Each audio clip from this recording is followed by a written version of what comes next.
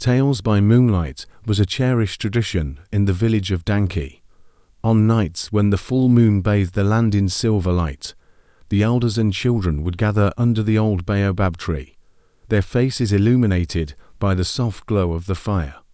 The air would be filled with the crackling of wood and the gentle rustle of leaves as the night came alive with stories that carried the wisdom of the ancestors, wrapped in mystery, folklore, and ancient lessons. Auntie Kemi, the most revered storyteller, would sit in the center of the gathering, her voice weaving the tales that had been passed down 4 generations. Long ago, she began, her voice as smooth as the night breeze.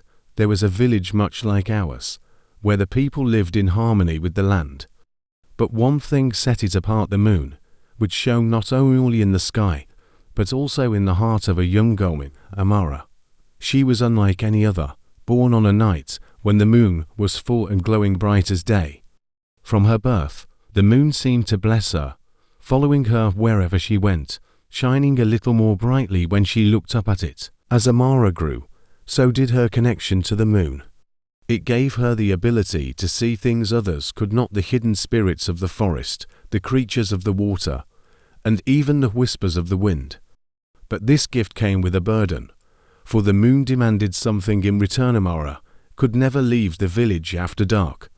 If she did, the moon's light would fade, and darkness would consume the land. For many years, Amara obeyed. She loved her village and did not wish to bring them harm. But as time went on, her curiosity grew. She wanted to explore the world beyond the village, to see what lay past the hills and rivers. One fateful night, she could no longer resist.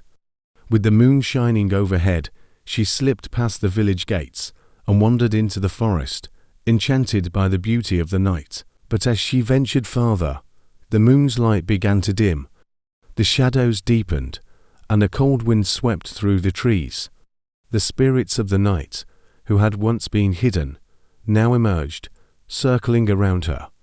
Amara realized her mistake, but it was too late. The moon, angered by her disobedience, began to disappear from the sky. In her fear, Amara called out to the moon, begging for forgiveness. She promised to return to the village and never stray again.